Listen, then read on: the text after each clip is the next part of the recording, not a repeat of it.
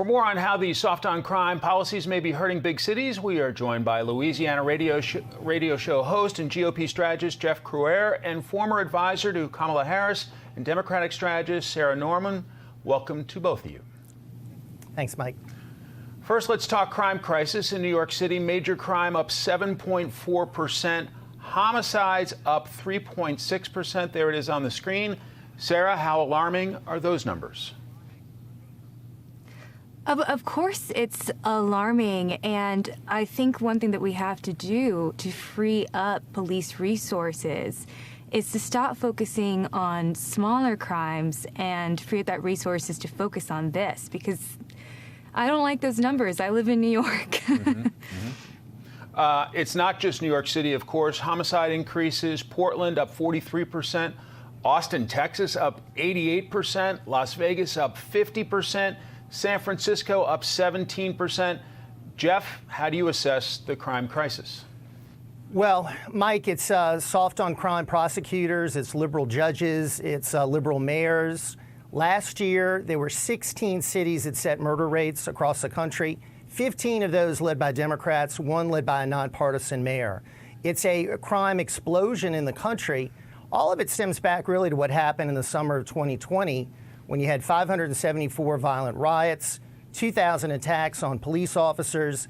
Democrats started talking about defunding the police. And then over the last year, there's been a massive increase in police resignations and retirements. So there are not enough police officers. And now look at what New York is doing. Those that are resisting arrest are not going to be arrested, not going to be prosecuted. They'll be back out on the streets. So these officers have to continually deal with these criminals that these liberal prosecutors are letting back out on the streets. It's a disaster. No wonder police officers are retiring and resigning, Mike. And today is National Law Enforcement Appreciation Day. And I just want to say I appreciate the work of our law enforcement officers, and I feel very sorry for them to have to deal with these liberal cities and liberal mayors where they're unappreciated. And they have horrible environments where they have to work. To another hot topic, parents furious their children are being sent home from school in places like Chicago. Let's play it. They want to dictate all policies in the city of Chicago, even further behind education. And they say they know that they have the numbers to cripple our education system just by simply saying, I'm not going to go to work. Sarah, are the teachers' unions misreading the stress and anxiety millions of parents are feeling right now?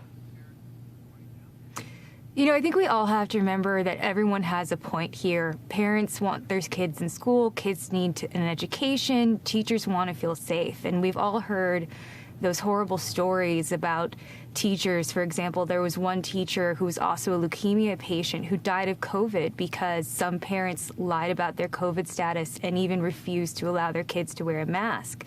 That being said, in terms of the specific issues, I think it's totally fair of teachers to ask students to wear a KN95 mask.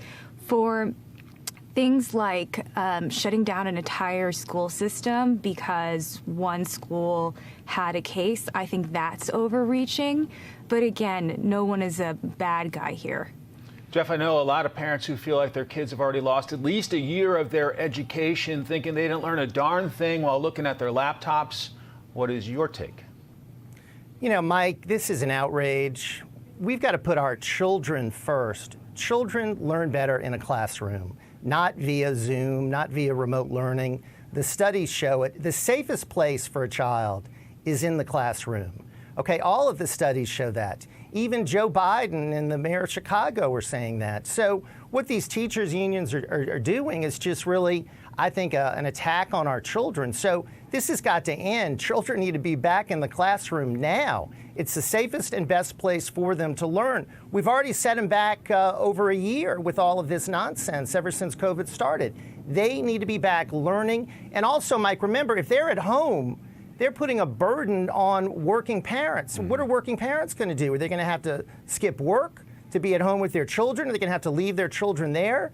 I mean, it's tough on parents as well, and we need to think of all of these families when these policies are being promoted by these out-of-control left-wing unions. Sarah, do you want to respond?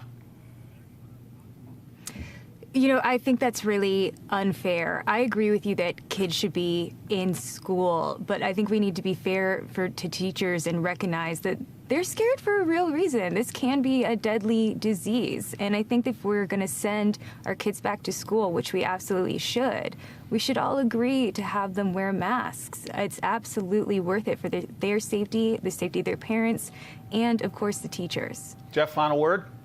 And Mike, I would just say the safest place for the children are in the classroom. That's where they need to be. And we need to fight back against these unions and make sure that they don't succeed in this. And this is a real battle. Okay. And you've got liberals and conservatives joining in and saying what these unions are doing is wrong. So I'm hopeful that they're going to be back in the classroom soon. This remote learning does not work. Jeff, Sarah, thanks so much. Have a great day. Thank you.